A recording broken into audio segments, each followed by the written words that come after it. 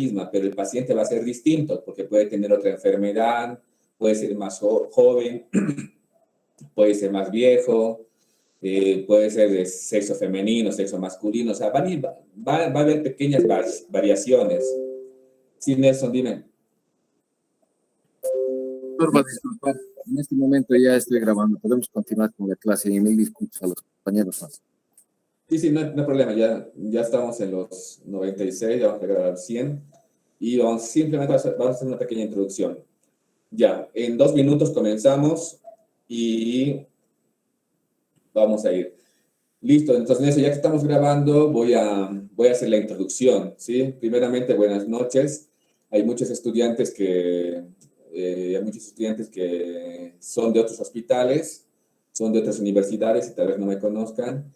Mi nombre es José Quispe, soy médico internista, hice el posgrado de diabetes en la Universidad Católica Argentina. Me dedico mucho tiempo a la docencia principalmente docencia en semiología, siempre fui ayudante de histología. Entonces, no, simplemente quiero decirles que el tema del compartir el conocimiento, el tema del aprendizaje, me parece que es algo muy importante en nuestra formación, ¿sí? Todo ya, de hecho, desde que estamos en el internado, siempre vamos a enseñar a nuestro compañero, no sé, al nuevo, siempre vamos a enseñar a otra persona, etcétera. O desde que somos estudiantes, en el grupo nos reunimos entre 5 y siempre hay uno que está enseñando al otro, ¿sí? Y la mejor manera de aprender es enseñar, ¿sí? Entonces, estos casos clínicos que se van a compartir son casos clínicos, no son rebuscados, ojo, no son casos, a mí no me interesa, digamos, darles casos clínicos rebuscados, no, ese no es el objetivo. Son casos clínicos interesantes, no tan raros, comunes. La cosa es que podamos entenderlo, ¿sí? Podamos entenderlo, comprender la información, comprender el mensaje, ¿sí? Rescatar lo más importante, porque ustedes, los que no están en el internado, muy pronto lo estarán. Entonces, por lo menos ahora vean cómo pueden resolver. Estos casos clínicos se obtienen obviamente del hospital. Vean cómo se presenta, o más o menos vean al paciente, qué tendrían que hacer, qué preguntas les harían en el hospital, cómo tendrían que resolverlo, cuáles serían las partes más importantes. La intención no es que en este caso clínico ustedes de una comprendan todo, capten todo, no, sino que les entre ideas, que suene campanas, ¿sí? Al sonar campanas, la siguiente va a ser más fácil, la siguiente va a ser más fácil, etcétera, así capten. De esa misma manera, las partes más importantes las vamos a ir resaltando, todo, ¿sí? Entonces, lo importante es difundir la información y que nos quede un poquito más, ¿sí? Bien, ya hemos llegado a 100, entonces comenzamos. El estudiante, por favor, que vaya presentando.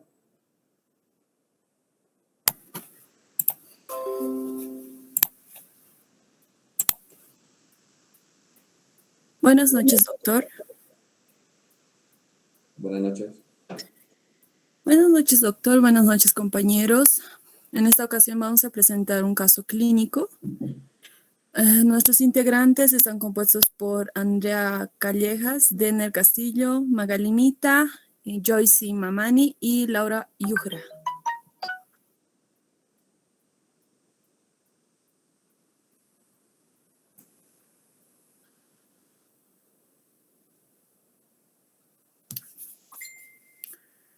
Bueno, nuestro caso es el síndrome de compresión medular. Es una complicación grave que ocurre en el 5 al 10% de pacientes con cáncer de colon, mama, próstata, pulmón y en su mayoría, y es una urgencia oncológica que debe ser diagnosticada correctamente. Los tumores son encontrados mayormente en la columna dorsal en un 80%, pero más de la mitad de los pacientes presentan diagnóstico afectación simultánea de más de una área de la columna vertebral. Se presenta un caso clínico donde la paciente presentaba síntomas como la lumbalgia, que avanzó a debilidad, déficit sensorial, disfunción de esfínteres y por último evoluciona a la paraplegia. Lo más importante para el diagnóstico, aparte de la clínica, son los estudios de imagen, de preferencia la resonancia magnética. Ese diagnóstico no es de buen pronóstico, por lo que su detección temprana es lo más importante. Va a continuar mi compañera.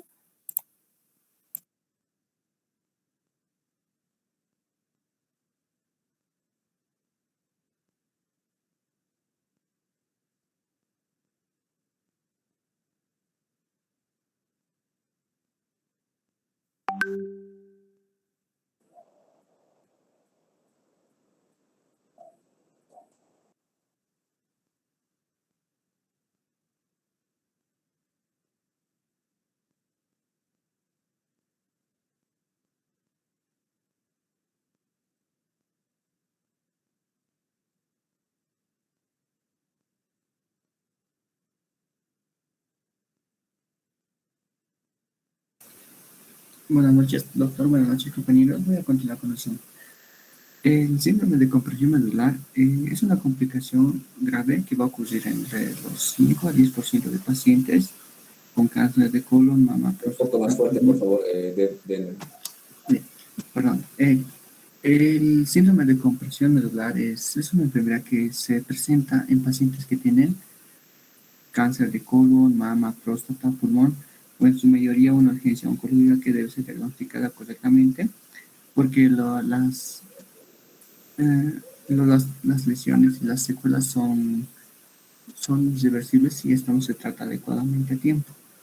Pueden causar desde una paraplegia o una pérdida de la debilidad muscular, hasta hay casos graves que pueden afectar también hasta la respiración. El siguiente. Pregunta clínica y problema. Atrás, compañero.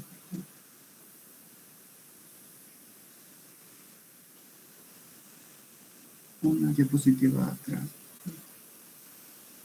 Pregunta clínica y problema. En esta sección vamos a darle una revisión breve de la patología de la compresión medular. La introducción. La columna es la localización más frecuente de metástasis ósea y compresión medular. Se presenta en un 5 al 14% en pacientes oncológicos. En Estados Unidos se estima unos 100,000 casos anuales de metástasis espinales. De esos 100,000 van a ser unos 20,000 de compresión medular debido a la persecución que puede ocasionar. Su diagnóstico y tratamiento deben ser precoces. La afectación más frecuente de este síndrome va a ser la extradural, después seguida de la extradural con un 90%, la extradural intramedular va a ser en un 5%, y la intradural va a ser en un 3 o 4%. Esas son muy bajas. Siguiente diapositiva, por favor, compañero. La etiología de esta enfermedad. La etiología, los orígenes tumorales más frecuentes son los que van a causar compresión medular, son principalmente por cáncer de mama en un 29%, el pulmón en un 17%, la próstata en un 14%, y con bajas frecuencias los mielomas múltiples y los melanomas. Las neoplasias de colon y próstata pueden afectar pueden afectar a la columna lumbar, y las de mama y pulmón pueden afectar a la región torácica de la columna. Las afectaciones por niveles. Las afectaciones por niveles, la siguiente: la torácica es la más común, después sigue la lumbar, como está en la diapos, la cervical en un 4 al 15%, y varía entre un 10 o 38%, que se va a presentar en toda la columna. Lo más grave que se puede presentar es en la región cervical, porque puede llegar a comprometer los centros respiratorios de la médula. Siguiente diapositiva, por favor. La fisiopatología de esta enfermedad. Puede haber una compresión de la médula como de las raíces nerviosas en esta patología. Los mecanismos que participan en la compresión radiculomedular son lesión macroscópica, lesión microscópica medular y lesión microscópica radicular. La lesión macroscópica esta es por una compresión progresiva y se va por una invasión tumoral desde las estructuras óseas sin inestabilidad de la columna. Su otra subclasificación sería la compresión medular por inestabilidad de la columna con deformación vertebral, con invasión y acuñamiento del canal vertebral. Después está la compresión medular con lesiones intradurales e intramedulares. En la parte de la lesión microscópica medular está la estasis venosa y edema en el parénquima medular. Esto va a ser por un edema vasogénico, por liberación de prostaglandina E, por la inflamación. Luego la liberación de sustancias citotóxicas. Estos van a generar un edema citotóxico y va a llegar a agravar el cuadro. Y la isquemia, que esta por compresión de vasos puede producir un infarto medular. También una isquemia rápida está asociada a la paraplegia. La siguiente es la lesión microscópica radicular. Esta es por mecanismo directo, por deformación e invasión de las fibras nerviosas. Mecanismo indirecto, por falta de aporte nutricional. Siguiente, compañera, por favor. Signos y síntomas. El intervalo de síntomas y el diagnóstico del cuadro en cada paciente va a ser muy diferente. No en todas se presenta igual. El síntoma más temprano y frecuente se presenta entre el 85-86% de los casos es el dolor progresivo con o sin radiación. Se exacerba con los movimientos y la maniobra de Valsalva. Ahora, la aparición de los síntomas motores. Va a haber una debilidad extra de extremidades inferiores en el 76-86%. Inicialmente es más marcada en grupos musculares proximales. Sin tratamiento evoluciona. Espera. Ponga mucha atención, por favor, a esto, porque esto es lo que nosotros vamos a... Muchas veces cuando venga al consultorio, cuando un paciente, en muchos casos ni siquiera no van a saber que tienen cáncer, ¿sí? Un poquito más ayuda cuando la persona ya sabe que tiene cáncer, o sea, pero en muchos casos no saben que tiene cáncer. Entonces, la pregunta es, ¿cómo el paciente va a llegar al consultorio? ¿Sí?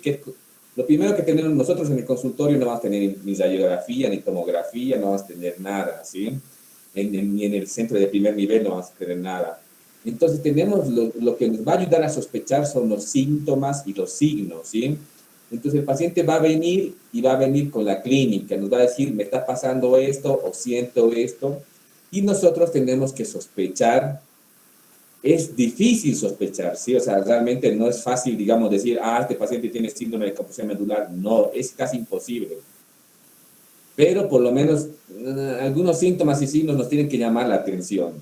Entonces, repetir, por favor, cuáles son los signos y síntomas, Denner, y con más energía dale, Denner. Ya. Para sí, los signos y síntomas son de dos, que son las motora y sensitiva. Estaba en la motora, que esta empieza con una debilidad de extremidades inferiores. Este se va a presentar en 76 y 86% de los pacientes. Inicialmente es más marcada en grupos musculares proximales, o sea, cerca de la región donde está viendo la compresión medular. Y sin tratamiento, esto evoluciona a paraplegia de manera brusca o progresiva. Y esto se le puede, la valoración de los miembros inferiores o de los músculos se le puede hacer con la escala funcional motora, que es la de Daniels, que es de 0 a 5, donde 0 es ausencia de movimiento muscular y 5 es una fuerza normal. Ahora, ahora, con los síntomas sensitivos, rara vez esta se va a presentar. Por ejemplo, es menos frecuente, se desarrolla junto con la debilidad y al principio es distal, o bilateral. En general, esto también puede agravarse igual más. Otras manifestaciones menos comunes son el síndrome de Horner, como la miosis, tosis, enoftalmos y anhidrosis. Siguiente, compañero, por favor.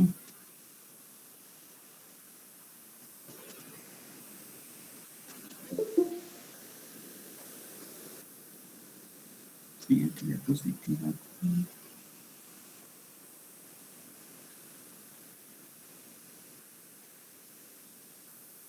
¿Puede hacer la siguiente diapositiva, compañera?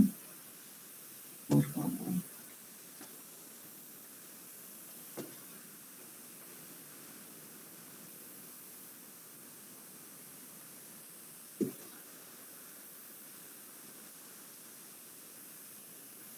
¿Me escuchan? Sí, se te escucha. Tu compañera es la que no escucha. ¿Qué te ha pasado, compañera? No, ¿Quién es tu compañera que está manejando?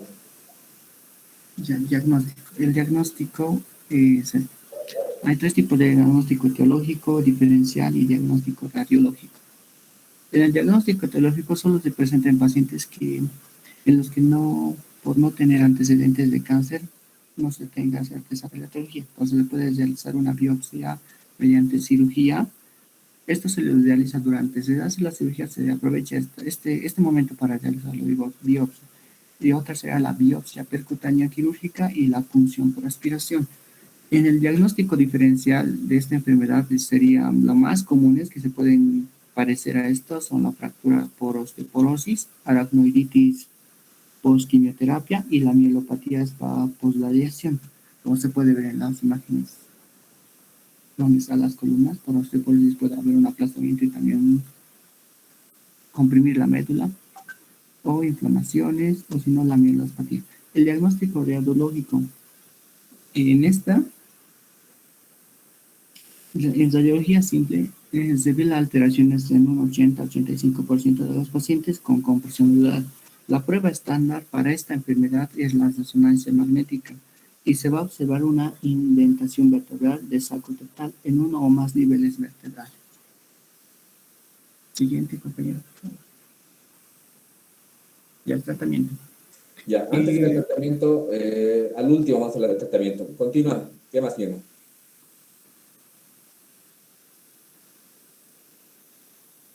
La importancia. Eso, muy bien. Importancia. Esta enfermedad es de gran importancia, la correcta manera de elaboración y situación clínica del paciente, porque estas son muy raras y pueden ser confundidas con varias patologías como hernias, lumbalgias, incluso osteoporosis, como ya mencioné antes. Antes de realizar el tratamiento y posterior a esta, tienen que también tener cuidados, bueno, perdón, tienen que tenerse criterios médicos, con buscar de cualquier manera y tratar al paciente lo más antes posible. Antes de que el daño neurológico sea severo, es importante el diagnóstico precoz, porque una vez que se haya lesionado o se haya agravado el problema mucho más, es irreversible y hasta puede comprometer la vida del paciente, doctor. Listo, perfecto. Entonces, acá lo que su compañero nos indica es lo siguiente. Realmente es una emergencia oncológica. Ustedes saben, hay pocas emergencias oncológicas, ¿sí? O sea, pocas emergencias oncológicas. ¿Qué significa emergencia? Es una enfermedad que tiene que ser resuelta en el menor tiempo posible, ¿sí? Entonces, emergencia es eso. Una enfermedad como la emergencia hipertensiva no hay tiempo para pensar. Lo que tenemos que hacer es actuar. En oncología hay pocas emergencias oncológicas, ¿sí? O sea, porque la mayoría son enfermedades, un cáncer de pulmón, todo ya está establecido. Son enfermedades crónicas que tranquilamente puedo tratarlo hoy día, mañana, todo, no va a haber variación en el tratamiento, ¿sí? No, si yo lo hago mañana, pasado, no va a haber variación, ¿sí? No, el tumor de pulmón de acá a una semana no va a tener variación. Pero con este tumor, como dijo su compañero, es el origen más frecuente es aquel cáncer de pulmón en los varones, el cáncer de próstata en los varones, en la mujer sería el cáncer de mama o el cáncer de colon, etc. Cuando este cáncer hace una metástasis a la región de la columna, que puede ser en distintos niveles, torácico, lumbar, como ya mencionó su compañero, ¿cuál fue el caso clínico? Entonces va a llegar a hacer la metástasis. ¿Y por qué hace la metástasis en la región de la columna? Principalmente porque tiene gran vascularización, ¿sí? El cuerpo vertebral va a tener gran vascularización y le va a encantar al tumor o a la metástasis acoplarse, asentarse en la columna. Y a través de la columna, una vez que se asiente en la columna, va a ir creciendo, va a ir creciendo. El principal síntoma que va a presentar el paciente en el inicio es el dolor, ¿sí? Va a comenzar con dolor. Algo me está pasando en la columna y frecuentemente lo podemos confundir, obviamente sí, lo podemos confundir con una lumbalgia, ¿sí? ¿Quién se va a imaginar que tiene una metástasis en la región de la columna? Yo como médico, la verdad, lo último que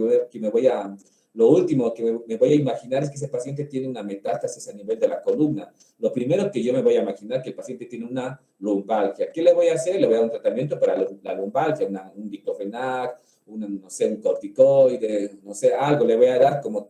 Entonces, pero voy a ver que con ese tratamiento el paciente no mejora y al contrario, sigue empeorando el dolor, sigue molestándole más el dolor y me tengo que asustar. ¿Cuándo yo me tengo que asustar? Cuando ese paciente tenga disminución de la fuerza, ¿sí? Una cosa es el dolor puede tener el dolor, pero yo me tengo que asustar cuando hay disminución de la fuerza de los miembros inferiores, ¿sí? Entonces ahí tengo que asustarme. Esto ya no es normal, esto ya no es normal y ya no juega un papel, ya no es una lumbalgia común, está pasando algo en este paciente, entonces me tengo que asustar.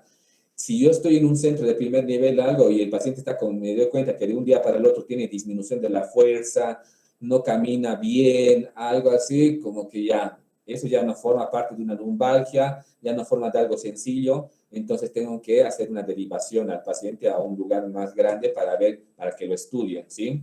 Entonces, su compañero lo que nos quiere decir es eso, ¿sí? Principalmente tenemos que levantar sospechas ante un paciente que tenga eso, ¿sí? Obviamente también los pacientes que tienen un cáncer van a tener un síndrome constitucional en la mayoría de los casos. ¿Qué significa el síndrome constitucional? Que va a tener aumento del metabolismo, aumento del catabolismo, el paciente va a adelgazar, va a estar más delgado, va a tener menos... corporalmente va a estar más asténico, dinámico, o sea, más delgado, más cansado el paciente, pero muchos pacientes no se van a dar cuenta y no van a manifestar aquello. Directamente, pum, pueden darse cuenta cuando ya tienen problemas lumbares. Entonces, después recién estamos buscando si tiene cáncer o no tiene cáncer, ¿sí? Bien, ahora que su compañero habló sobre el tema del síndrome de compresión medular, qué tan importante es esa urgencia oncológica, va a presentar el caso clínico de lo que se vio el paciente en un paciente internado. Continúa, ¿a quién le corresponde o quién continúa? Buenas noches, doctor. El caso clínico que vamos a presentar es de una mujer de 63 años de edad que vive en el municipio de Viacha. Como antecedentes de importancia, clínicamente va a tener hipertensión arterial sistémica desde hace 4 años con tratamiento de losartán de 50 miligramos cada día.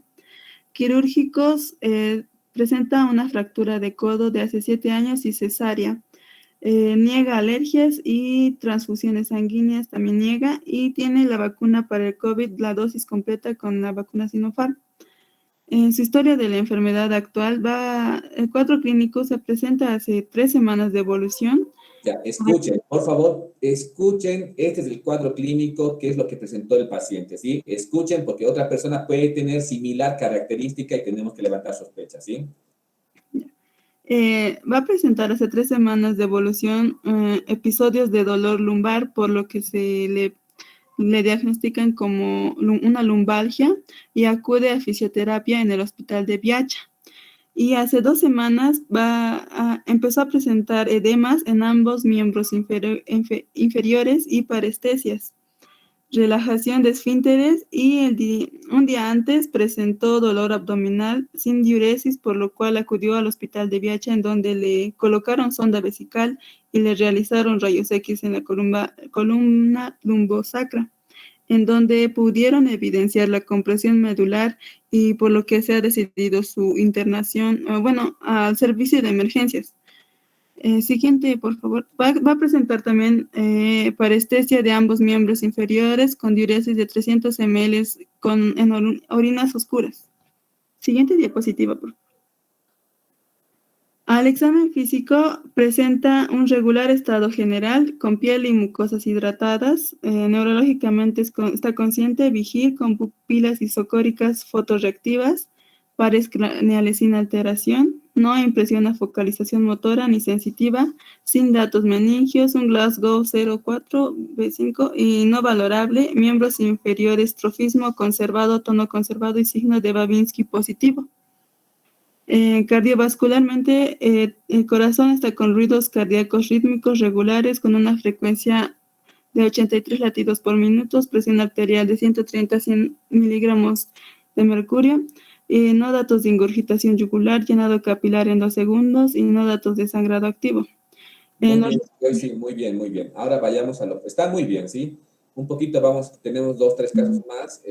Vayamos a lo positivo. ¿Qué sería lo positivo, Joyce? En osteomuscular va a presentar las extremidades inferiores con tono y trofismo conservados, con edemas positivos en miembros inferiores. Genitourinario, puntos ureterales, impresión a dolor leve y puño percusión renal negativos. En digestivo también está en globoso. Ya. Siguiente diapositiva, por favor. El siguiente.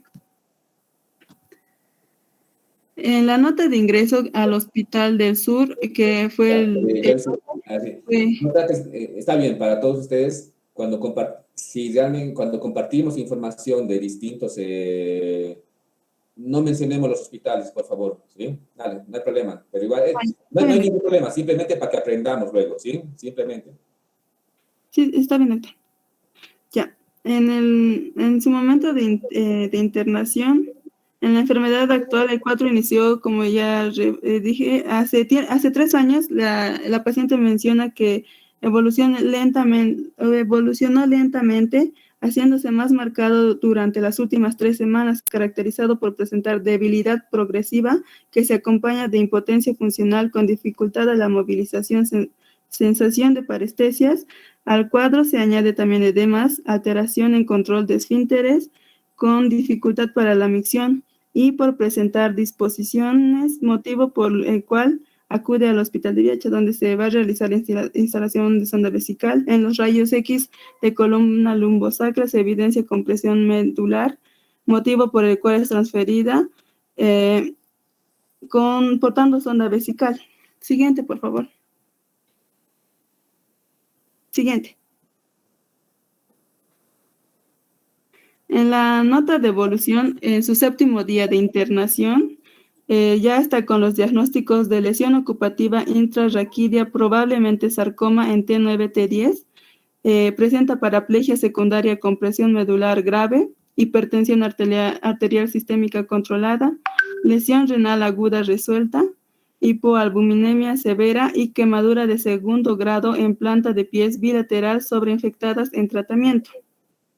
El paciente refiere estar sin molestias, con tolerancia oral, diuresis positiva, catarsis positiva, en regular estado general de piel y mucosas hidratadas, ligeramente pálidas, neurológico, vigil, lenguaje bradipsíquico, orientada, con pupilas isocóricas, los pares craneales sin alteración, obedece órdenes simples y no complejas, paraplegia 0,5, nivel sensitivo T10, alteración de la sensibilidad superficial y profunda.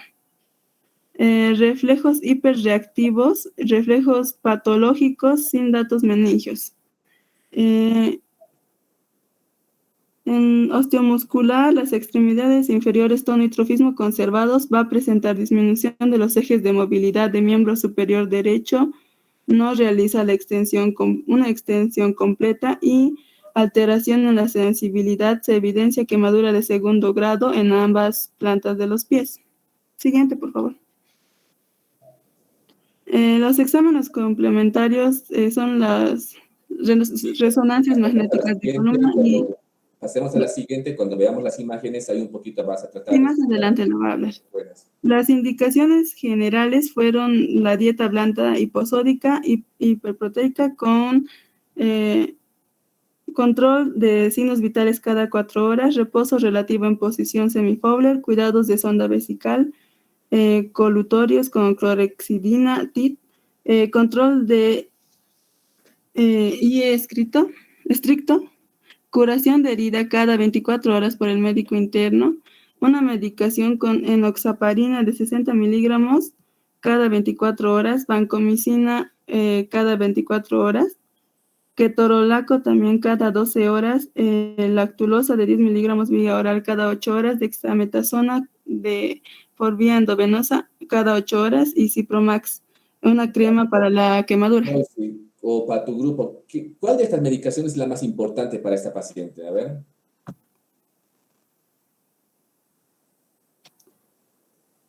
La dexametasona, doctora. Muy bien, la dexametasona, ¿sí? Hay que tratar con la dexametasona, disminuir la inflamación disminuir la inflamación, disminuir el volumen del tumor, ¿sí? La dexametasona es importante, porque esta dexametasona es un antiinflamatorio, es un corticoide que va a disminuir el volumen. Vamos a tratar de que con dosis altas, 8 miligramos endovenoso cada 8 horas, son dosis, no son dosis bajitas, son dosis altas. Entonces, estamos tratando de disminuir la inflamación, estamos tratando de disminuir el volumen a lo que se pueda de la lesión tumoral que está comprimiendo el canal medular, ¿sí? Entonces, la dexametasona sería, digamos, en este caso, de todo esto que tenemos que ver, si en algún momento alguien está haciendo la exposición, por lo menos la dexametasona, pum, pintarlo en rojo o resaltar la dexametasona, porque dentro de todo la indicación más importante, después tal vez el tema de algún analgésico, etc. Pero en esta situación, la dexametasona. Sigamos. Bien, el día de la visita, la paciente nos contó su caso que era, refiere que hace 3 meses ella alzó una roba de papa y por lo cual se empezó a manifestar debilidad en las piernas. No le costaba caminar o agacharse, sentarse. Luego ya no podía caminar y sus piernas se le hincharon, ella dijo. Se presentó edemas, por lo cual su hijo le puso los pies en agua caliente, hirviendo, por lo que ya tiene quemadura de 2º grado. En el video ya podemos observar los reflejos que va a controlar el doctor. Sí, prácticamente la paciente, como hay algunos internos acá del hospital donde se encuentra la paciente, obviamente sí, la paciente no tenía disminución de la fuerza motora, ya no tiene movilidad, disminución de la sensibilidad, no tiene sensibilidad. Obviamente yo lo estoy haciendo suave, pero no siente la paciente, ¿sí? No lo siente. Lo primero que tiene algunos reflejos conservados, obviamente, pero sí sensación, por eso también se quemó la paciente, porque realmente no tenía sensibilidad de la paciente y su hijo le colocó un bañador o un recipiente con agua muy caliente y la señora colocó sus pies en el agua caliente, no sintió dolor, nada, pero obviamente se quemó por estar con las quemaduras en miembros inferiores en la planta. Miren ese reflejo. Vamos a ver.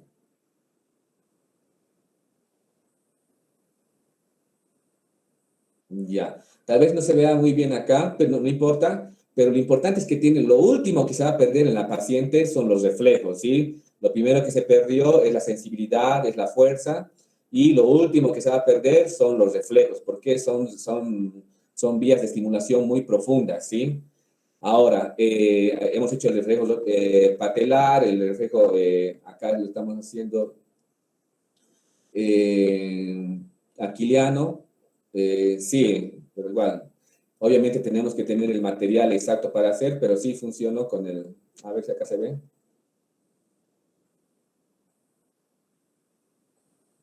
Ya, eso. Sí, ahí se ve, miren cómo se ve. Obviamente que si lo hago una y otra vez se desgasta el reflejo. O sea, la primera, pum, la segunda, tercera ya va a perder la fuerza, ¿sí? Pero bien. O sea, lo que yo quiero que ustedes sepan de todo esto, y muy bien, Joyce, si estuviste muy bien, realmente, la siguiente vas a presentarlo mejor y todo bien, ¿sí? O sea, hay que ir comenzando a perder el miedo, ¿sí? Usted lo que tiene que contar es un cuento, tanto para los estudiantes de último año, para los internos, tienen que contar un cuento que se vaya entendiendo. No, si bien puede haber mucha información en la pantalla, que está muy bien que haya mucha información en la pantalla o gráficos, no tienen que explicar toda la información, váyanse a lo puntual. Si hay 10 cosas acá estamos viendo hasta dónde avanza la sensibilidad. Bueno, acá vamos a ir al otro lado, ay, me pasé al otro lado, pero obviamente la sensibilidad la señora lo conserva hasta lo conservaba más o menos hasta la raíz del muslo, ¿sí? O sea, la sensibilidad lo conservaba hasta la raíz del muslo. La paciente dice, no siento, no siento, no siento. O sea, tenemos que ascender, comenzar a mostrar la sensibilidad desde el pie, desde la pierna, vamos a la rodilla, hasta la raíz del muslo. Y en algún momento la paciente dice, ya tengo sensación acá siento normal. Pero todo el resto ya tenía disminución de la sensibilidad o pérdida de la sensibilidad, ¿sí? Muy bien. Entonces, algo más que a esta paciente se le hizo es el reflejo de Babinski, ¿sí? Nosotros, o sea, ustedes en este momento no, simplemente en su cabecita, Babinski, sensibilidad, motor, reflejos, etc. Pero, nada, lo que yo quiero que sepan de este caso es que se nos puede ir de largo este paciente, o sea, ya cuando un paciente, muchos van a venir un fin de semana y nosotros vamos trabajando en alguna guardia y va a venir con lumbalgia. Y nosotros lo primero que vamos a pensar que es una lumbalgia, o sea, un dolor lumbar. Pero cuando el paciente, acá yo quiero que esto presten atención, cuando el paciente, aparte de tener la lumbalgia, refiere disminución de la fuerza, disminución de la sensación, siente mucho hormigueo, no siente otros estímulos, otras sensaciones en miembros inferiores, tenemos que pensar que eso ya no es normal, ¿sí?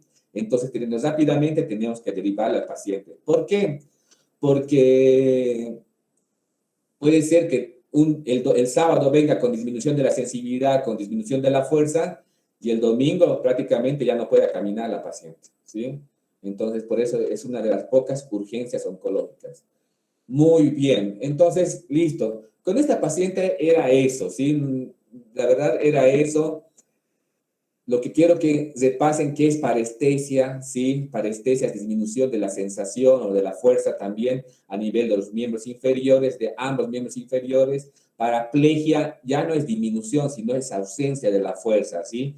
Y de los estímulos, ausencia de la fuerza y de las sensaciones, de la sensación, de la percepción en los miembros inferiores. Sepan qué es parestesia, sepan qué es paraplegia, ¿sí? ¿Qué es síndrome de compresión medular? ¿Sí? Síndrome de compresión medular, ¿sí? Esta paciente obviamente tenemos que tener mucho cuidado en movilizarla, ¿sí? Porque su columna está muy frágil. Entonces, si la movilizamos, no sé, al cambiarle de cama, al pasarle a la camilla, etcétera, podemos fracturar totalmente su columna. Entonces, ahí sí ya estamos, ya concluiríamos, o sea, si no tuviéramos esos cuidados, realmente ya el paciente quedaría con toda una lesión ya irreversible. ¿Y cuál sería el tratamiento? Ya vamos a preguntas. Ya, con este paciente tenemos 5 minutos más y cambiamos de paciente. ¿Cuál sería, a ver, para los del grupo, o si alguien otro quiere opinar, cuál sería el tratamiento para esta paciente en esta situación? Ya hemos dicho que los corticoides, en una primera instancia tenemos que dar corticoides, analgésicos, muy bien analgésicos para que le cambie el dolor, corticoides para tratar de disminuir la inflamación, o la progresión de la lesión tumoral, ¿sí? Pero ¿cuál sería, así, como tratamientos un poquito ya más avanzados, por así decirlo, o más específicos? Fisioterapia. Quimioterapia. Eso, quimioterapia, ¿sí? O sea, obviamente, primeramente, tiene mucha razón, quimioterapia, pero para la quimioterapia tenemos que identificar qué tumores, ¿no ve? Porque tenemos que dar una quimioterapia dirigida al tipo de tumor. Entonces, esta paciente tenemos que saber qué tipo de tumor es. Entonces, ¿qué hicieron? ¿Qué se hizo con esta paciente para saber qué tipo de tumor es para el grupo? ¿Cómo se puede averiguar qué tipo de tumor es? A través de una resonancia magnética, doctor. Muy bien, la resonancia magnética que lastimosamente no lo vamos a ver, pero acá el grupo lo tiene, pero vayan a la imagen, simplemente muestren la imagen de la resonancia magnética. Está muy bien, o sea, tenemos que hacer una resonancia magnética, nos va a dar información la resonancia magnética, pero no nos va a decir qué tipo de tumor es. Nosotros tenemos que ver qué tipo de tumor es, ¿sí? Por favor. ¿Un legrado, doctor? Biopsia. Exactamente, biopsia, ¿sí? Por favor, el grupo señale dónde está la lesión en esta imagen. Eso, miren, lo que está, vamos primeramente al corte transversal o axial. Está muy bien, muy bien. Entonces, ahí, señalen por favor lo que estaban señalando. Muy bien. Ahí van a ver, tienen que afinar su vista ¿sí? Tienen que afinar la vista, pero van a ver que evidentemente en esta tomografía se evidencia la lesión tumoral.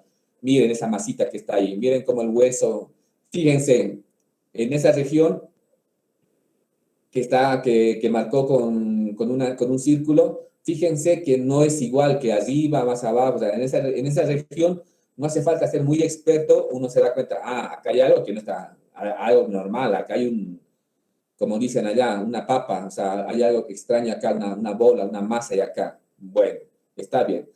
Eso se ve en ese corte. ¿Qué corte sería? ¿Qué corte anatómico sería este? Transversal, doctor. No, no. Sagital, doctor. Sagital. Sí, sagital divide en derecha e izquierda. Ahora vamos al corte axial. A ver, vamos al corte axial. Muy bien. En el corte axial, fíjense, lo que tienen que fijarse es esa vértebra, ¿sí?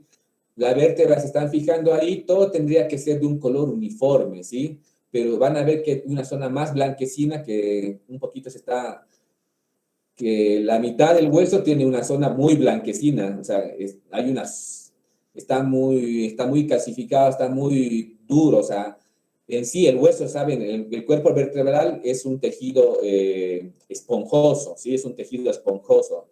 Entonces, el tejido esponjoso no se ve de un color blanquecino intenso. Como están viendo, hay una parte del tejido esponjoso en esa vértebra que no es totalmente blanca, sino que también hay negrito, blanquito, etc. Pero ahí están viendo en la otra parte que está muy blanquecino. Entonces, ahí está pasando algo, no es normal, ¿sí? Bien.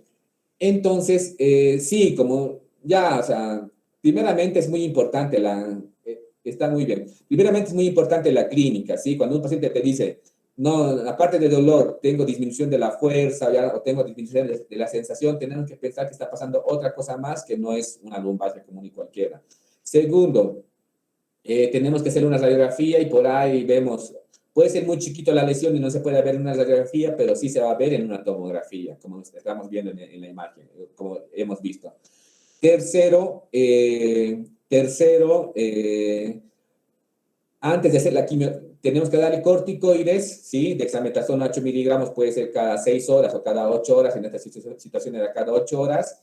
Y tenemos que después identificar qué tipo de tumores para hacer una quimioterapia dirigida, porque sin identificar qué tipo de tumores, como que la quimioterapia o sea, no sabemos si el origen del tumor es de pulmones, de próstata, de mama, de colon, etcétera.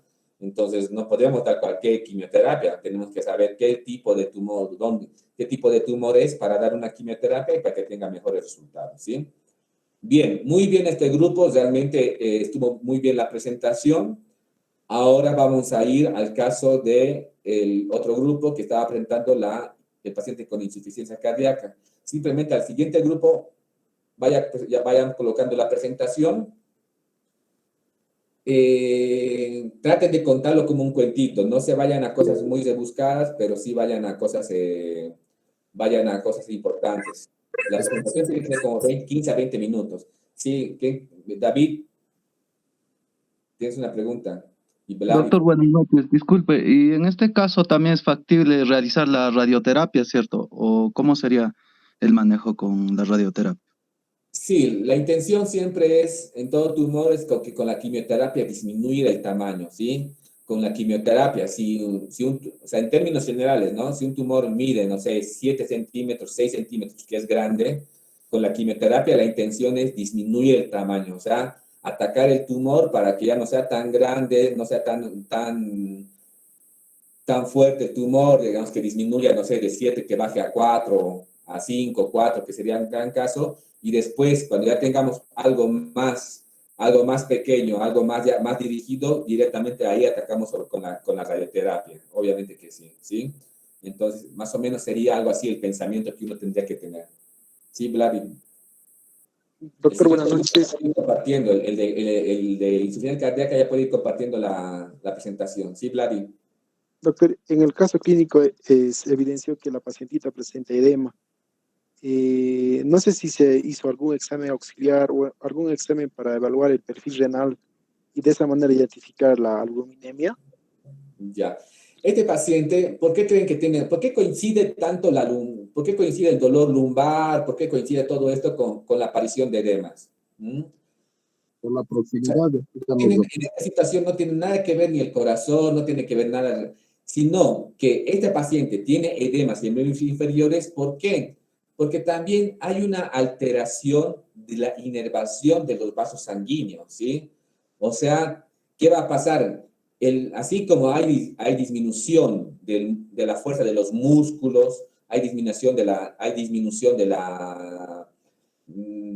sensación, de la percepción de los estímulos, también a nivel de los vasos sanguíneos va a haber una alteración en la inervación, en el tono y trofismo de los vasos sanguíneos. Entonces ya no va a haber una vasoconstricción, una vasodilatación y todo, va a haber una alteración y eso se va a traducir en los edemas que en un principio tuvo la paciente. No tiene nada que ver con el corazón en ese caso de la paciente, no tiene nada que ver con el riñón. Simplemente, digamos, la lesión tumoral también afectó la inervación a nivel vascular, entonces se tradució en edema. Sí, ¿qué más quería preguntar? Ya. Sí, no, solo tenía que comentar, creo que escuché que había hipoalbuminemia, entonces quería saber tal vez la causa. Ah, perfecto. No manejo, sí, no, debe tener, si tuvo hipoalbuminemia, una paciente que tiene, buena pregunta, Vladi, pero una paciente que tiene hipoalbuminemia, los edemas van a ser no solamente en los miembros inferiores, sino a nivel generalizado. O sea, la hipoalbuminemia no elige presentar edemas en miembros inferiores, etc. Si la hipoalbuminemia puede producir edemas, sí, pero a nivel general, a nivel, digamos, miembros superiores, a nivel dorsal, todo. No de predilección a nivel de miembros inferiores.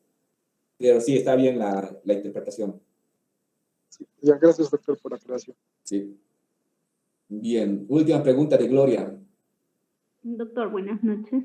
Una consulta respecto al, digamos, al diagnóstico temprano. ¿Cómo podríamos poder llegar a eso en la paciente? Sí, depende de dónde estemos, sí, depende de dónde estemos. Yo te dije que si esta paciente, no sé, esta misma paciente venía a mi consultorio, la verdad no iba a pensar que tuviese, ya, si viene con el dolor lumbar, no voy a pensar que tiene una metástasis, ¿sí? Pero el momento que esta paciente viene a mi consultorio con dolor lumbar asociado a disminución de fuerza o a alteración de la sensibilidad, ahí sí, yo me asusto y digo, acá está pasando algo más, y bueno, o sea, esta paciente está pasando algo más y bueno, hay que hacer una tomografía, ¿sí? O sea, acá hay algo, no sé qué hay, pero sé que no es nada bueno, sé que no es nada bueno y tengo que hacer una tomografía. No es normal que un paciente se acompañe de dolor lumbar asociado a disminución de la fuerza, etc. Entonces acá tengo que pensar que tengo que hacer algo más, ¿sí? Igual, me va a costar creer que esta paciente le está pasando un síndrome de compresión medular, me va a costar creer, ¿por qué? Porque sé que es algo muy grave, entonces ya de entrada pensar que tiene eso sería, no, principalmente en tu respuesta, Gloria, sería eso, ¿sí? Pensar de esa manera cuando un paciente viene con esas características y decir, hay algo más y tengo que hacer algo más, ¿sí? En este caso, igual, o sea, también uno en el consultorio no va a decir, le haría una tomografía, o sea, no, yo lo que haría tal vez es, no sé, que lo valore un neurólogo, ¿sí? Yo le diría, mira, algo te está pasando, o sea, yo no me arriesgaría, digamos, a hacerlo todo yo solito, mira, hagamos una valoración neurológica, todo así, bien. Ahora, yo con esto, por eso también aprendí con este paciente, o sea, realmente aprendí, digamos, bueno, está bien, o sea, puede pasar, estas situaciones puede pasar, pero no es fácil decirle al paciente, puedes tener esto, no es fácil decirle, mira, posiblemente te está pasando esto, porque o sea, son palabras mayores que no son fáciles de transmitir. Listo. A ver, este caso clínico es interesante, ¿sí? Este caso clínico tal vez es uno de los más interesantes que le van a hacer sus compañeros. Por favor, creo que son 8 diapositivas. Perfecto, está bien. Háganlo lo más puntual, cosa que todos aprendamos. Comiencen, por favor. Doctor, buenas noches, compañeros, muy buenas noches. ¿Se me escucha? Sí, bien. Ya. Primeramente, mi grupo y persona vamos a presentar un caso clínico de un paciente con insuficiencia cardíaca. Al final vamos a dar lo que es el diagnóstico o qué tipo de insuficiencia cardíaca es de este caso clínico. Vamos a presentar el caso clínico de una paciente de que hemos ido a ver en el Hospital del Sur el día sábado, nosotros y nuestros compañeros, ¿no? Para dar un preámbulo, lo que primero puedo mencionar es que, ¿qué es la insuficiencia cardíaca, no? Es la incapacidad de los ventrículos para inyectar la sangre necesaria para el metabolismo tisular, ¿ya? Como sabemos, hay muchos tipos de insuficiencia cardíaca que se puede mencionar como la sistólica, insuficiencia cardíaca diastólica, insuficiencia cardíaca aguda o crónica, y el otro que es la insuficiencia cardíaca derecha o izquierda. Como sabemos, la insuficiencia cardíaca se puede dar por muchos factores. Por ejemplo, en un 75% de estas insuficiencias cardíacas se va a dar por cardiopatía isquémica, por una hipertensión arterial, por cardiopatías congénitas, por arritmias o miocardiopatías también. A continuación les voy a mencionar sus datos de nuestra paciente. Ya, la anamnesis o interrogatorio que hemos realizado a la paciente y hemos tomado en cuenta lo que es la historia clínica de emergencias. Nuestra paciente es la señora... Oye, está bien, está muy bien, ¿ya? Simplemente les voy a dar unas puntualizaciones para que en el futuro no lo cometan. En este momento nos podemos equivocar, perfecto, ¿sí? Nunca en una presentación de historia clínica se debe colocar el nombre de la paciente, ¿sí? A lo mucho se puede colocar las iniciales, ¿sí?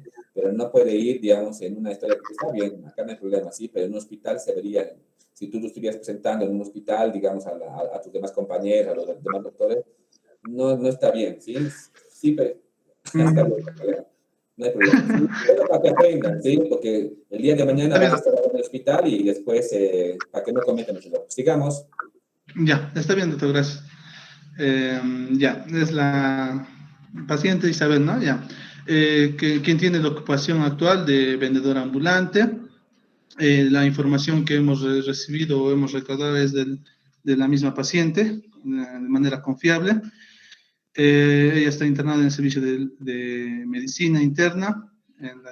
Ya. A continuación vamos a hablar sobre lo que es el motivo de consulta y la historia de la enfermedad actual que nos va a dar mi compañera.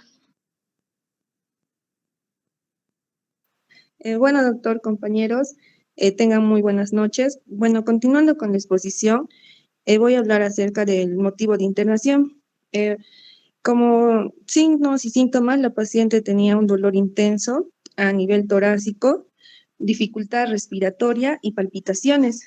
Bueno, para hacer nuestra historia de la enfermedad actual, bueno, como mencionaron, es una paciente de sexo femenino de 43 años de edad que acudió a emergencias el día sábado 12 de marzo del 2022. La paciente refiere que al promediar las 7 a.m. de la mañana presentó dolor intenso a nivel precordial, por lo que se levantó. Al preguntarle nosotros la escala bueno, la intensidad del dolor, la paciente nos mencionó que el dolor era tan intenso que dijo incluso que era 12/10. Si bien nosotros sabemos que la escala de EVA se mide sobre los 10 puntos, también esta era de tipo opresivo, que se irradió hacia lo que es la región escapular derecha y el brazo derecho, presentando también acrocianosis distal en ambas manos, también seguida de sudoraciones. También presentó cefaleas intensas y también acompañada de disnea, que era a mediados esfuerzos, y palpitaciones. La paciente aquí nos menciona que hasta ella sentía cómo se movía su blusa, porque las palpitaciones eran muy intensas, e ingurgitación yugular, y que 2 días antes de este cuadro, la paciente también presentó edema en los miembros inferiores, bilaterales, o sea, tanto en los miembros inferiores derecho e izquierdo. Bueno, le doy pase a mi compañera. Como la anamnesis, bueno, la anamnesis es el elemento diagnóstico más importante. Por ello tenemos que nosotros hacer una buena anamnesis. El diagnóstico siempre va a ser eminentemente clínico. Por ello, más adelante lo van a ir explicando a mis compañeros cómo hemos llegado al diagnóstico de la insuficiencia cardíaca. Le doy pase a mi compañero. Ya, está bien, perfecto. Pero ustedes tengan en cuenta, ya para que la paciente nos diga que se ha levantado con un dolor muy intenso, uy, eso ya. Segundo, ella, como su compañera dijo, se veía la blusa y veía cómo la blusa latía, o sea, el pecho estaba latiendo de ella, ¿sí? O sea, y aparte dijo, mis venas latían mis venas, o sea, tenía ingurgitación yugular, o sea, realmente es muy, o sea, por lo que nos cuenta la paciente, realmente uno, sin preguntar, sin ver mucho, o sea, ya se da cuenta que realmente estaba muy comprometida la paciente. Sigamos. Bueno, en cuanto al examen físico general, vamos a tener un paciente con signos vitales con una presión arterial de 90-70. Vamos a encontrar una frecuencia cardíaca de 50 latidos por minuto. Y con más fuerte, Javier, por favor, un poquito más fuerte. Bueno, en los signos vitales vamos a encontrar una presión arterial de 90-70 y una frecuencia cardíaca de 90 latidos por minuto, acompañado de una frecuencia respiratoria de 26 respiraciones por minuto. En cuanto al estado general, el paciente está en un estado regular. Va a presentar un nivel de conciencia en la escala de Glasgow con un 15 de 15. En el psiquismo vamos a encontrar un paciente que está orientado en tiempo y espacio con un biotipo leptosómico. En cuanto a la actitud y decúbito, vamos a tener un paciente que va a estar en posición semi-foule, se podría decir, con la presencia de una fascie disneica. En cuanto a la piel y mucosas, vamos a tener hidratadas. Lo más característico son los edemas, que va a presentar edemas en miembros inferiores de forma bilateral. Siguiente, por favor.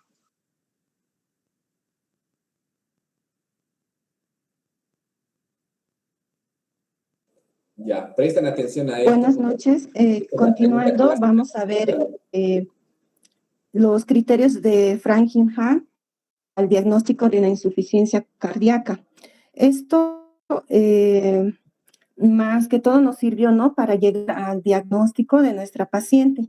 Aquí podemos ver en el cuadro los criterios mayores y los criterios menores. Entre los criterios mayores tenemos la disnea paroxística nocturna u ortopnea, también la distensión venosa yugular, la crepitación pulmonar, el latido de galope. Después tenemos la cardiomegalia clínica o en rayos X de tórax, también eso podríamos ver. El edema pulmonar agudo clínico, el reflujo hepatoyugular, la disminución de peso, ¿no?, mayor a 4.5 kilogramos en respuesta al tratamiento de la insuficiencia cardíaca. Entre los criterios menores tenemos la tos nocturna, disnea de esfuerzo, la taquicardia mayor a 120 latidos por minuto, edema malleolar bilateral, el derrame pleural, la hepatomegalia y la disminución de capacidad vital de 1/3 de la máxima registrada. Entonces, para este diagnóstico de una insuficiencia cardíaca se requiere mínimo 2 criterios mayores y dos criterios menores o uno mayor.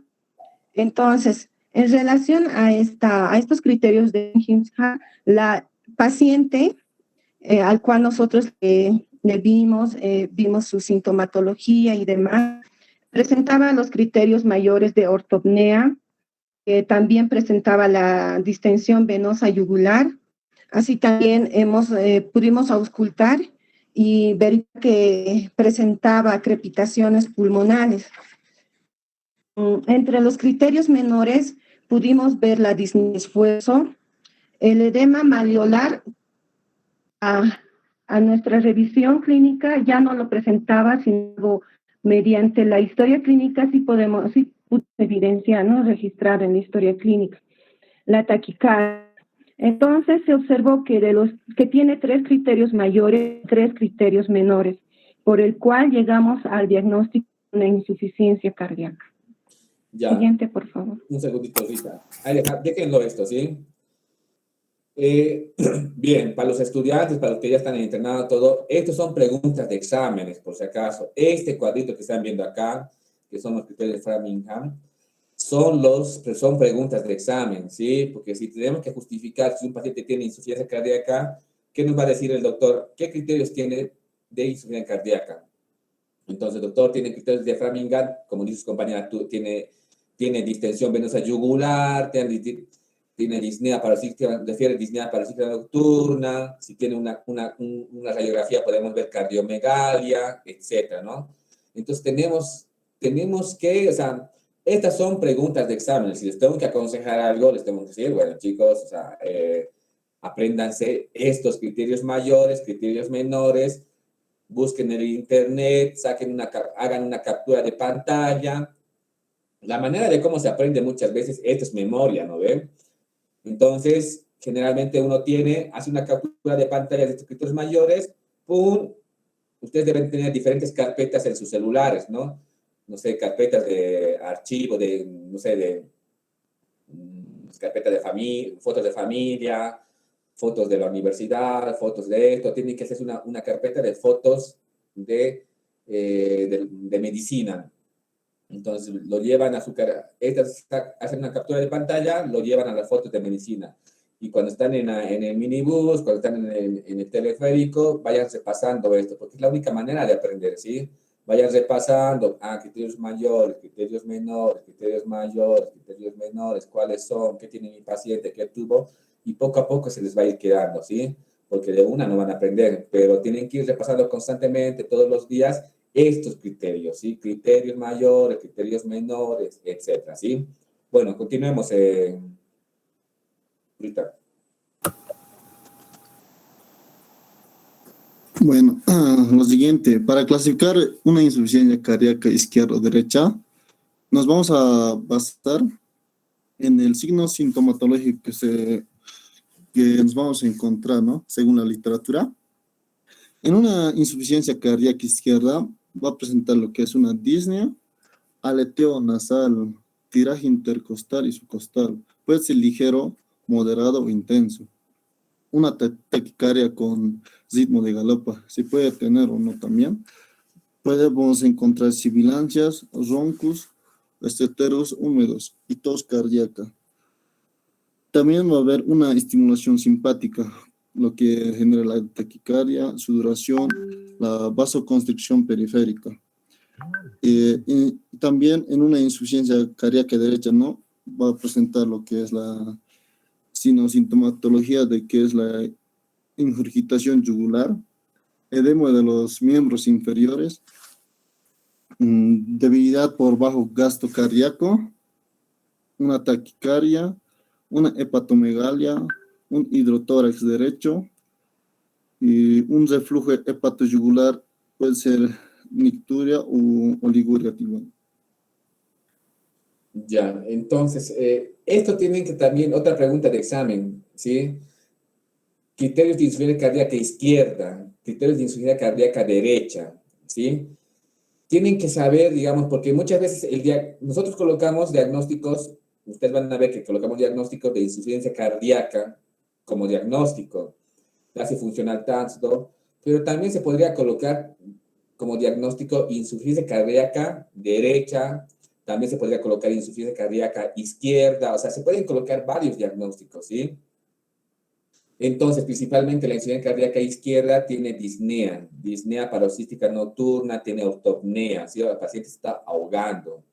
En cambio, la insuficiencia cardíaca derecha no va a ser tan intensa, no va a ser tan intensa como la izquierda. Esta paciente va a tener edema en semilunos inferiores, puede tener ingurgitación yugular, etc. O sea, va a ser progresiva. En cambio, en la izquierda el paciente se está ahogando. Hay que hacer algo rápido porque este paciente está ahogando. En la derecha podemos esperar un poquito más, ¿verdad? Pero, o sea, tienen que saber qué es una insuficiencia cardíaca derecha, qué es una insuficiencia cardíaca izquierda. Esto tienen poco a poquito, grábenselo, porque va a ser pregunta de examen, no sé, del ROTE, va a ser pregunta de examen, no sé, al entrar a la residencia, va a ser preguntas de examen cuando tengan que, de último año, etcétera. Son preguntas clásicas que uno tiene que saber. ¿Y cómo se aprende? Se aprende repasando todos los días en el celular, viendo así, en vez de ver noticias, vamos viendo estas cositas que vamos repasando, derecha, izquierda, derecha. Realmente la medicina es así, ¿sí? O sea, la medicina es así, hay que estar repasando constantemente, hay que estar repasando constantemente, porque son preguntas. Ya les he dicho que es pregunta. Estas son preguntas de exámenes, ya les he dicho, pero segurísimo que cuando entren al examen estas preguntas, se van a dar cuenta, no es repasado, no tuve tiempo, o se me olvidó, ¿será derecha, será izquierda? ¿Qué será? Porque el derrame pleural es criterio mayor de Framingham, el derrame pleural es criterio menor de Framingham. Ahí vienen las confusiones, ¿no? O sea, entonces se le está diciendo con tiempo, con anticipación, qué es lo que va a ingresar en el examen de residencia, en el examen de fin de año, en el examen de ROTE. Estas son las clásicas. Por eso los doctores, cuando hacen el ROTE, la ronda o la visita médica, preguntan estas cosas. Y a veces uno se puede equivocar, pero lo peor es que uno ni sepa a qué se está refiriendo, ¿sí? Bueno, sigamos.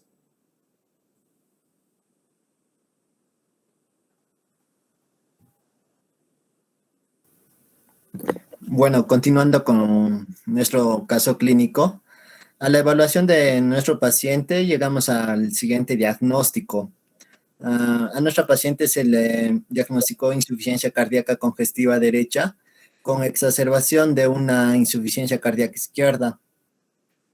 La insuficiencia cardíaca derecha, esta va a ser habitualmente causada por lo que es la insuficiencia cardíaca izquierda, ya que en cualquier momento la presión en la circulación pulmonar por la insuficiencia inevitablemente va a ocasionar una sobrecarga del lado derecho del corazón.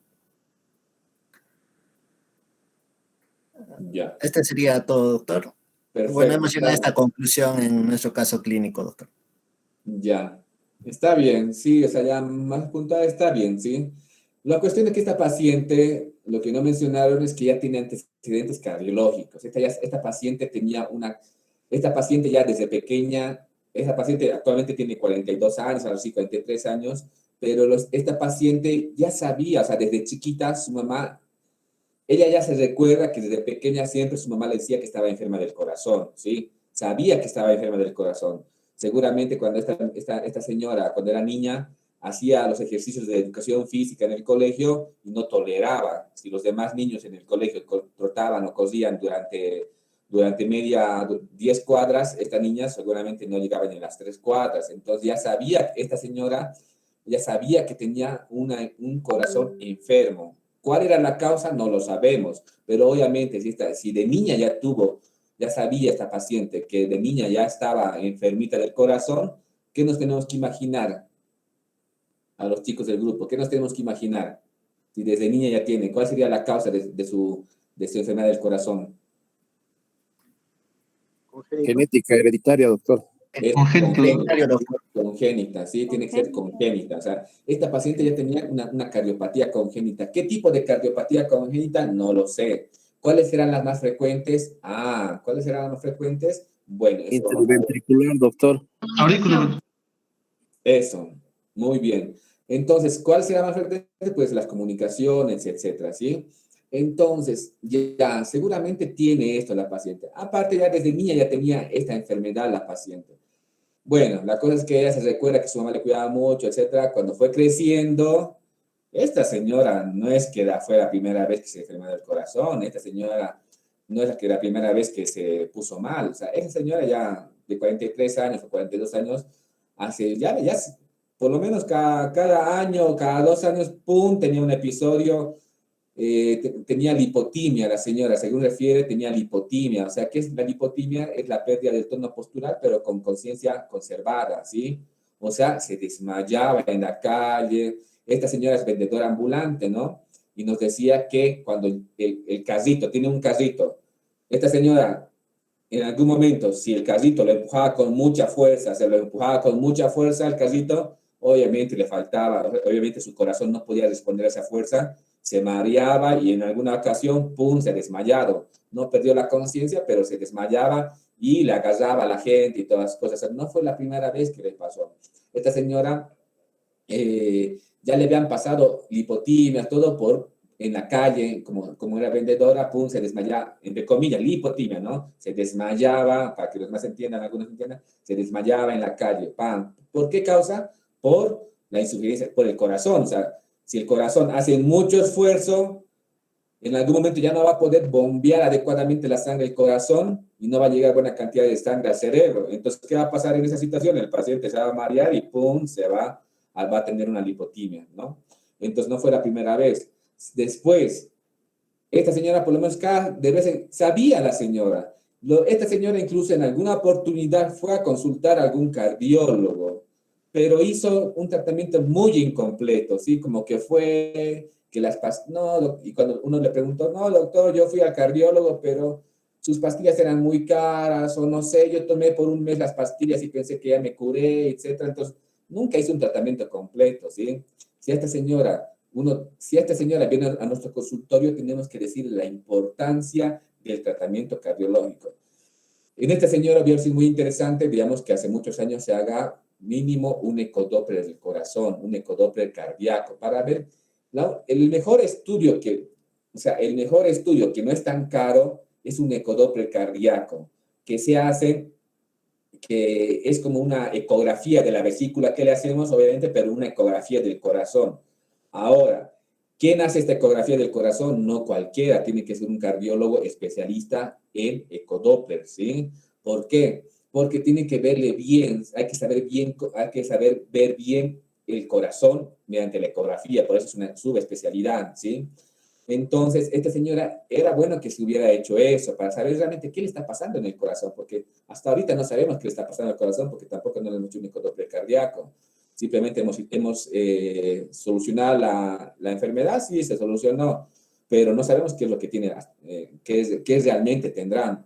Entonces, esta señora era que se haga un ecodoppler cardíaco, que hoy en día en La Paz hoy en día en La Paz, para que ustedes sepan y todas las cosas, cuesta como 700 bolivianos, ¿sí? No lo veo muy caro para lo importante que es este estudio, ¿sí? Y no lo hace cualquiera, ojo, no lo hace cualquiera. Entonces, son 700 bolivianos que tal vez la señora podría invertir en su salud, y lo bueno que tenemos que decir, señora, o sea, ya les he dicho, muchas personas están internadas en el hospital, en todos los hospitales, pudiendo haberse resuelto todas sus enfermedades en consultorios, ¿no? Como debe ser, y no llegar hasta el último al hospital. Entonces, esta señora se tendría que haber hecho estudios del corazón, todas las cosas. Obviamente, esta señora ya tendría que haber tomado hace mucho tiempo una medicación para el corazón de por vida. Eso es de segurísimo que sí. La señora nunca tomó parcialmente. Y la señora ya 2 meses, 3 meses antes de que se interne, la señora tuvo un síncope, ¿no? Para los del grupo, ¿qué es el síncope? O para cualquiera. Pérdida de conciencia súbita, doctor, la gente se desmaya. A ver, más o menos tibio. ¿Qué es el síncope? Doctor, es una sensación de desvanecimiento, pero sin pérdida de conciencia. No, bueno, en este caso con pérdida de conciencia síncope, a comparación de la lipotimia. Ya, cerca, tibio, seguimos en tibio. Esas preguntas son de exámenes, ¿sí? ¿Qué es el síncope? Tibio, están tibios. ¿Qué más? Los del grupo no les... Desmayo.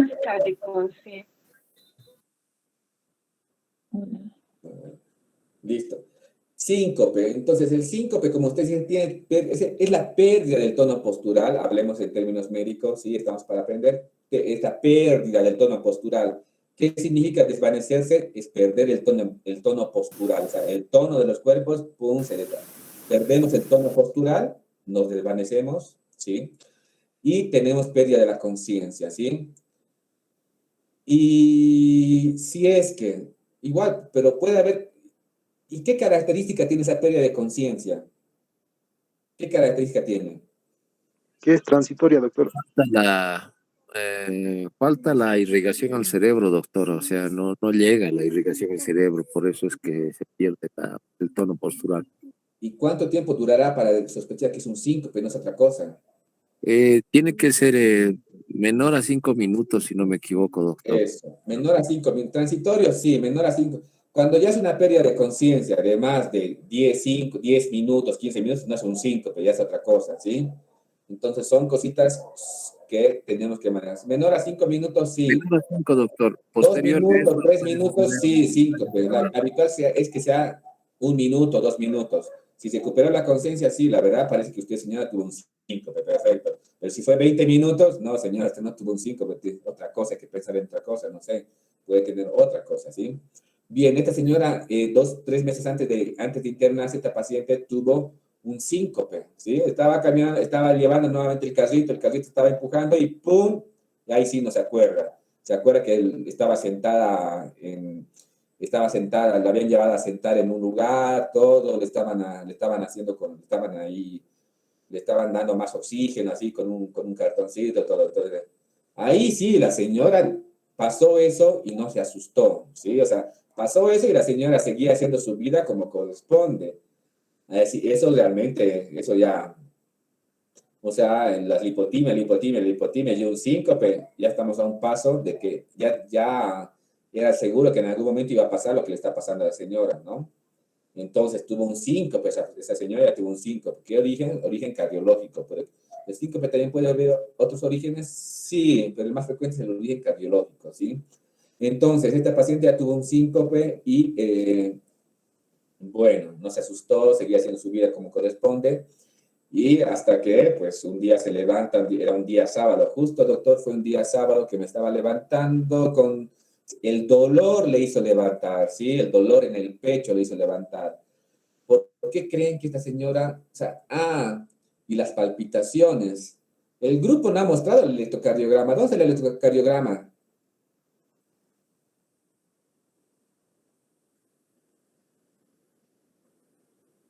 ¿Dónde está? El electrocardiograma. ¿Lo proyecta, doctor? ¿Qué? Lo proyecta ahorita. Es importante, ¿sí? Porque vean este electrocardiograma cómo llegó al ingreso. Y eso es importante, porque el electrocardiograma que vamos a ver nos va a decir, esta persona llegó en estas características, ¿sí? Entonces, esta paciente se levanta el día sábado con un dolor muy intenso. El dolor le hizo levantar a esta señora, ¿sí? Y la señora seguía, o sea, siempre como seres humanos tenemos mucho negamos muchas cosas, ¿sí? Negamos muchas cosas. La señora tiene un dolor de, como ella dice, 12/10, y así seguía haciendo, no, yo voy a trabajar o voy a ir a visitar a mi hijo que está en el cuartel, y no le interesaba. La única manera por la cual esta persona llegó al hospital es porque tuvo otro síncope más tarde. Miren este electrocardiograma.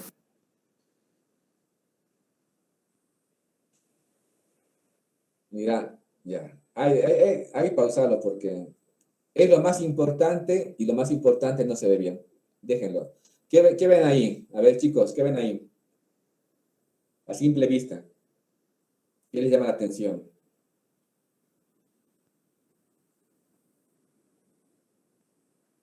Obviamente, miren, tiene QRS. Esta señora está con una frecuencia cardíaca de ingreso, debe estar con 160. ¿Qué significa? Que el corazón está... ¿Entienden? Un corazón normal es...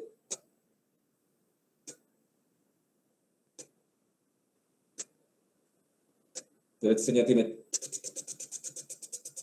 Es una taquiarritmia, ¿sí?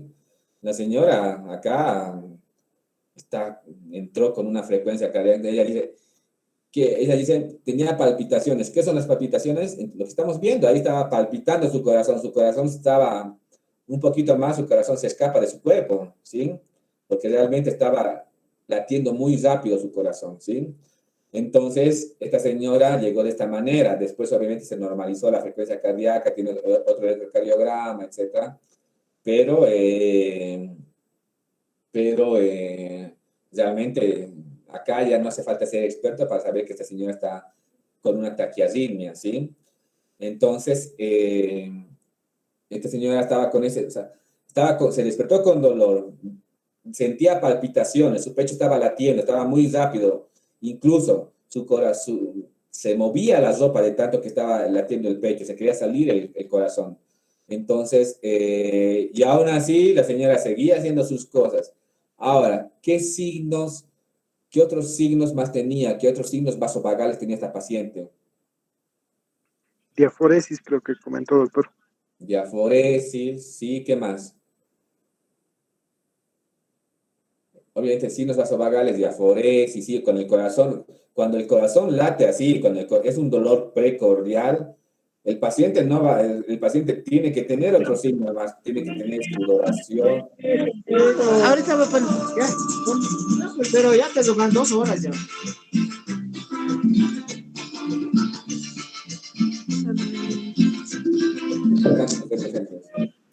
Lenny, tu audio. Lenny, tu audio. Lenny, tu audio. La verdad no sé cómo. Se puede decir, ¿no? Saludos, Lenny. Bien. Bien, chicos, entonces, esta señora tenía ese dolor, ¿sí? Tenía ese dolor, todo ese cuadro. Entonces, y ahora sí, la señora se levantó a las 7 de la mañana. Con todo esto, a las 10 de la mañana seguía en su casa, a las 12 se estaba listando para salir, salió a la 1 de la tarde de su casa para ir a verlo a su hijo, que estaba en el cuartel, y en el camino, pum, ahí sí, ya no aguantó, y en el camino le dio otros 5, pum. Obviamente sus familiares pensaban que estaba muriendo, y recién, así, al último, llegó al hospital, ¿sí? O sea, sí. Entonces, y de ahí en el hospital se hizo todo el tratamiento, todas las cosas. Bueno, la señora Moraleja ya está bien, puede volver a pasarle tranquilamente si es que no cumple con la medicación, si es que no se cuida. En el hospital no se le puede solucionar todos sus problemas. En el hospital se le tiene que solucionar su problema y todas las cosas. Y una vez que está estable el paciente, tranquilamente puede continuar sus estudios, su tratamiento, todo por consultorios externos. Para eso existen médicos que están en sus consultorios. ¿Para qué? Para ver a los pacientes que se encuentran estables y sigue. El mismo médico que puede trabajar en el hospital, el mismo cardiólogo, le puede ver en su consultorio y continuar en los estudios, continuar el tratamiento. No hace falta que esté un mes el paciente internado hasta completar todos sus estudios. No, o sea, que esté estable, que ya estemos estables, que sepa que esté bien, que cuando el paciente está estable, cuando el paciente ya tiene toda su medicación, cuando el paciente conozca todos sus riesgos, todas las cosas, tranquilamente puede estar en condiciones de alta, ¿sí? Y continuar todo el seguimiento por consultorios externos como corresponde. Listo, son las 9:20, son las 9:15. Ya, lo vamos a dejar acá. Espero que hayan aprendido este caso, ¿sí? Hayan aprendido este caso, han escuchado palabras, anótense, busquen qué significa tal palabra. Ahí está el otro electrocardiograma, donde ya su frecuencia cardíaca está normal. Ustedes saben que cada cuadradito vale 300. Para contar la frecuencia cardíaca, cada cuadradito vale, digamos, un cuadradito vale 300. Yo en este electrocardiograma, entre R y R, estoy contando 1, 2, 3, 4, 5 cuadraditos.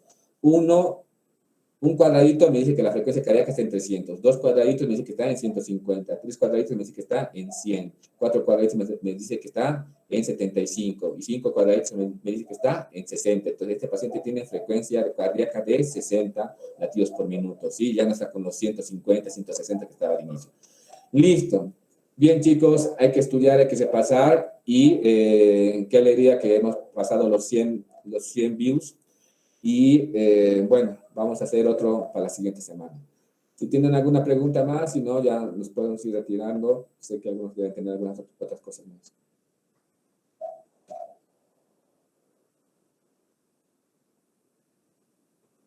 Espero que haya sido de su agrado, hayan aprendido, anótense las preguntitas. Son cosas básicas que tenemos que ir viendo, ¿sí? Porque estos pacientes van a llegar constantemente a nuestro consultorio, ¿sí? Igual a la guardia, etcétera, etcétera. Bien. Bueno, a los internos del hospital, qué bien que estén participando. A los internos del Hospital Corea, que también que bien que estén participando. A los estudiantes de último año, que bien. A los estudiantes de tercer año también. Perfecto. Bien. Espero que nos haya dado. Esperamos la siguiente semana, ¿sí? Chao, chicos. Hasta luego, que sea bien. Gracias, doctor. Hasta luego, doctor. Muchas gracias. Hasta luego, doctor. Muchas Gracias, gracias. doctor. Hasta luego. Gracias, Doc. Hasta luego, doctor. Gracias, doctor. Hasta luego. Hasta Chao. luego, doctor.